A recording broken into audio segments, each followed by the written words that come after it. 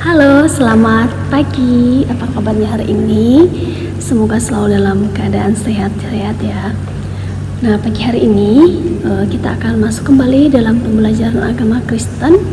Namun sebelum kita memulaikan kelas seperti biasanya, Bu Henti akan memimpin kita di dalam doa. Mari berdoa. Terima kasih Tuhan Yesus untuk hari ini.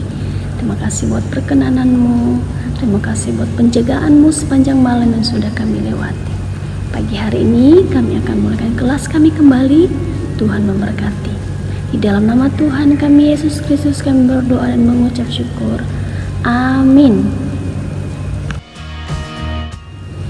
Nah, hari ini kita akan belajar tentang topik pembelajaran yang baru, yaitu bersyukur dalam perbedaan.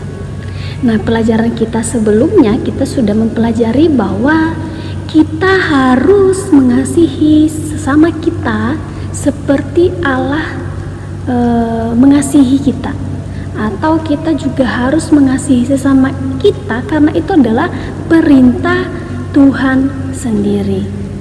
Nah, hari ini pembelajaran kita dalam topik ini mengingatkan kita kembali bahwa kita dengan orang lain di sekitar kita itu tidak sama. Artinya kita dengan orang lain itu berbeda. Nah, ternyata Allah menciptakan perbedaan itu, ya. Allah menciptakan manusia itu berbeda-beda, tidak ada yang sama. Misalnya dari jenis kulitnya, dari cara bicaranya, dari karakternya yang sangat-sangat berbeda satu dengan yang lain. Nah, apa yang harus kita lakukan untuk melihat perbedaan itu? Nah, yang perlu teman-teman ketahui bahwa perbedaan itu indah. Mungkin teman-teman pernah bernyanyi atau pernah mendengar lagu yang dinyanyikan oleh teman yang lain. Coba kamu bandingkan, misalnya lagu itu hanya dinyanyikan dengan satu nada saja, misalnya nada do, dari awal lagu itu hanya do gitu. Tapi coba ketika lagu itu dinyanyikan dengan kolaborasi, ada nada do, mi, sol, itu akan membuat lagu yang kita nyanyikan itu terlihat atau terdengar sangat merdu dan indah. Nah, begitu juga dengan kehidupan kita. Kalau kita dengan orang lain itu sama, misalnya dalam hal raut wajah, ya, raut wajahnya Bu Henti sama dengan raut wajahnya anak-anak, pasti kita akan bingung. Yang mana Bu Henti, yang mana siswanya, yang mana guru yang lain, mukanya sama. Nah, itulah salah satu kenapa Tuhan menciptakan perbedaan. Karena perbedaan itu sangat unik dan menciptakan sebuah keindahan. Nah, coba lagi teman-teman perhatikan gambar berikut. Perhatikan gambar pelangi berikut. Bayangkan jika pelangi ini hanya memiliki satu warna. Berarti itu bukan namanya pelangi lagi ya. Ya, misalnya ada warna kuning di situ, berarti itu warna kuning. Tidak ada keindahannya, sudah satu warna saja kita melihatnya dan tidak ada perbedaan-perbedaan di antaranya. Nah, dari warna pelangi ini saja kita bisa melihat, oh, perpaduan warnanya itu sangat indah.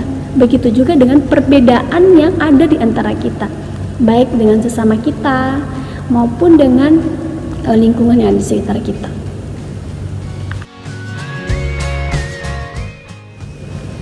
Jadi dari pemaparan misalnya dari nada lagu, dari pelangi yang sudah Bu Henti paparkan tadi, kita bisa melihat bahwa perbedaan itu Tuhan ciptakan dengan tujuan yang sangat indah. Nah, begitu juga dengan hidup kita. Seperti yang Bu Henti sampaikan tadi, Allah telah menciptakan manusia dengan berbagai perbedaan, bukan untuk saling sombong, tetapi untuk saling melengkapi dan saling menolong satu sama lain. Nah, hari ini kita akan belajar dalam satu ayat firman Tuhan di dalam 1 Korintus pasal 12 ayat 12. Nah, dari ayat ini kita belajar bahwa Tuhan atau tubuh kita, Tuhan ciptakan saja tuh berbeda-beda fungsinya. Misalnya tangan fungsinya berbeda dengan kaki, mata fungsinya berbeda dengan hidung, mulut juga memiliki fungsi yang berbeda dengan telinga. Tapi Tuhan menciptakan tubuh kita itu meskipun berbeda bagian-bagian tubuh kita, tetapi memiliki fungsi yang saling melengkapi. Tidak ada bagian tubuh kita yang mengatakan, saya kan tangan, jadi saya yang lebih lebih baik dari anggota tubuh yang lain.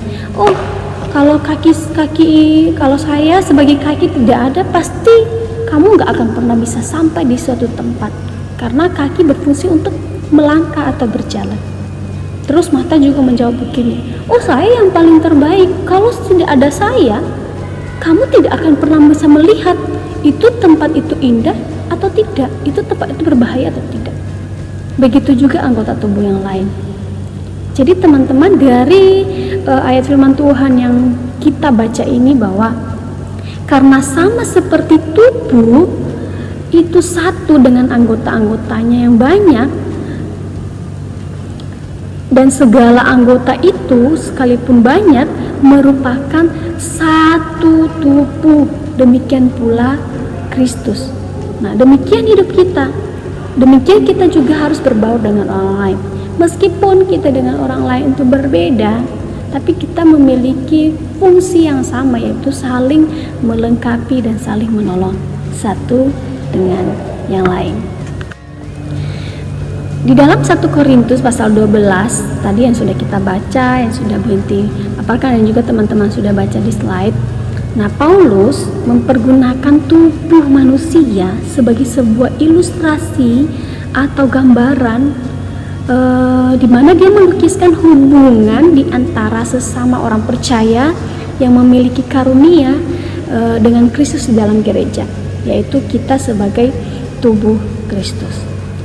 Nah, perlu diakui bahwa tubuh kita ini terdiri dari bagian-bagian yang unik, khas, berbeda bentuk dan juga berbeda fungsinya. Nah, peranan dan fungsi masing-masing anggota tubuh itu baru bisa dirasakan apabila ditempatkan dalam kesatuan tubuh. Di luar kesatuan itu, masing-masing anggota itu tidak berfungsi dan tidak berperan. Sebagaimana mereka dibentuk kesatuan tubuh itu sedemikian sulitnya, sampai-sampai ketika gigi kita itu sakit atau berlubang, pasti akan dirasakan, pasti kepalanya akan sakit, terus pasti akan demam. Itu juga akan dirasakan oleh anggota tubuh yang lain, pasti akan nyeri, terus juga pada akhirnya seluruh tubuh yang akan merasakan. Padahal cuma gigi yang mengalami masalah, tapi seluruh tubuh kita akan terganggu aktivitasnya. Nah, gambaran ini sebenarnya merupakan sebuah adaptasi yang Paulus lakukan untuk menjelaskan bahwa perbedaan itu sangat penting. Nah, jika di antara kita ada yang mengalami sakit, misalnya teman kita sakit, pasti kita akan merasakan, pasti dia merasakan sakit seperti ini. Apa yang kita lakukan? Nah, misalnya lagi, ketika teman kita di sekolah itu memiliki perbedaan, mungkin dia tidak dalam hal berjalan kurang cepat, kita ada itu untuk menolong dia, membantu dia, bukan menghina dia. Nah, seperti itulah gambaran tubuh yang digunakan oleh Paulus di sini untuk menggambarkan bahwa perbedaan yang ada itu bukan untuk saling menyombongkan diri, tetapi untuk saling melengkapi satu dengan yang lain. Jadi Bu Henti perlu tegaskan lagi bahwa dalam perbedaan bukan berarti itu menjadi sebuah penghalang untuk kita melakukan hal yang baik. Tapi dalam perbedaan inilah membuat kita lebih lagi untuk bisa, apa yang perlu saya bantu? Kamu sudah mengerti pelajaran ini belum? Saya boleh nggak ya membantu kamu, mengajarkan kamu, atau mungkin kalau kamu mau saya bisa ajarin, seperti itu. Bukan berarti ketika kita sudah tahu segalanya kita berdiam diri dan tidak mau membantu orang lain. Ingat, perbedaan itu indah jika kita bisa menempatkan diri dalam satu kesatuan yang utuh. Ya. Tidak ada satupun di dunia ini yang Tuhan ciptakan tidak baik.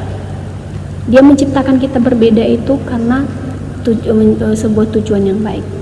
Jadi teman-teman, pembelajaran hari ini mengajarkan kita bahwa kita tidak perlu merasa risih dengan perbedaan yang ada. Ya, kita tidak perlu merasa risih dengan perbedaan yang ada, tetapi mari kita jadikan perbedaan-perbedaan yang ada di sekitar kita sebagai sebuah sarana atau wadah untuk membuat sebuah keindahan seperti yang Tuhan inginkan dalam hidup kita.